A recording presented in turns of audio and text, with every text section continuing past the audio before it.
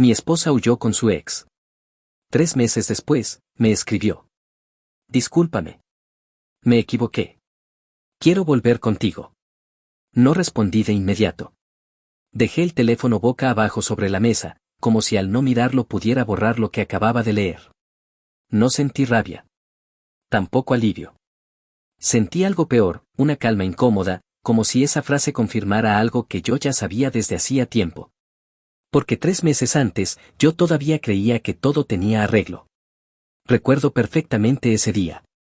Estaba llenando el lavavajillas, colocando los platos con cuidado, evitando el ruido. Ella estaba en la habitación, o eso creía. Últimamente siempre estaba en algún lado, pero nunca del todo conmigo. El sonido del agua llenaba la cocina. Me concentraba en tareas pequeñas para no pensar demasiado. En no hacer preguntas. En no escuchar el silencio que se había instalado entre nosotros desde hacía semanas.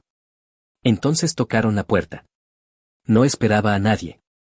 Abrí y me encontré con mis padres. No sonreían. Tampoco parecían preocupados. Era una expresión difícil de describir, como si ya supieran algo que yo todavía no. Pasábamos por aquí, dijo mi madre. Queríamos verte. Entraron. Se sentaron. Miraron alrededor de la casa como quien revisa un lugar que pronto dejará de ser suyo. Mi padre se quedó callado. Mi madre hablaba poco, pero observaba mucho. ¿Todo va bien?, preguntó al final. Mentí sin pensarlo. Dije que sí. Que solo estábamos cansados. Que eran cosas normales.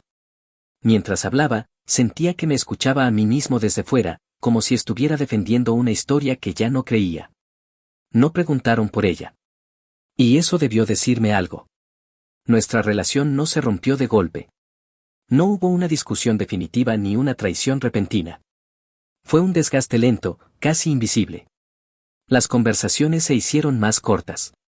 Las risas, escasas. Los silencios, incómodos. Empezamos a compartir el mismo espacio como dos personas que se cruzan por obligación. Ella comenzó a llegar tarde. A veces ni siquiera avisaba.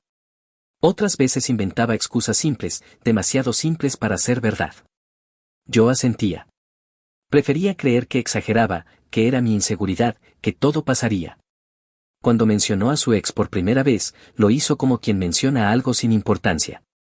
Me escribió, dijo. Solo para saber cómo estaba. No pregunté más.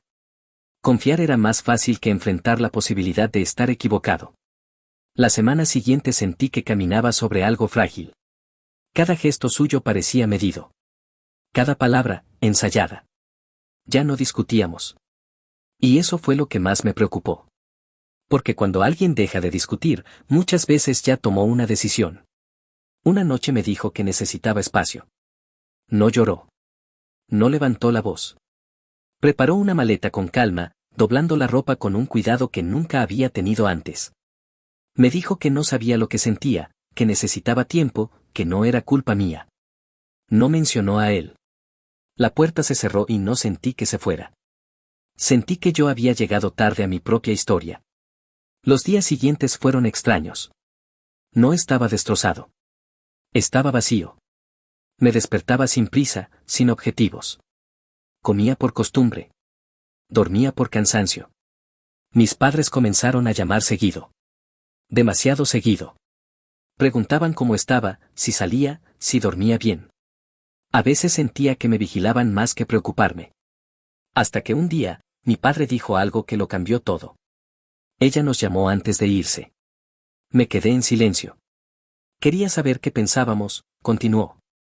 Si creíamos que lo suyo contigo tenía arreglo. No supe qué responder. Comprendí entonces que no solo me había dejado fuera de la decisión, sino que había buscado respaldo en todos, menos en mí. Ahí empezó a doler de verdad. Un mes después supe la verdad. No porque ella me lo dijera, sino porque alguien me envió una foto. No era explícita. No hacía falta. Bastaba con ver cómo se miraban. Esa cercanía que ya no tenía conmigo. No lloré. Me senté. Respiré. Sentí rabia por unos minutos. Luego tristeza. Luego nada. Y ese nada fue lo más peligroso.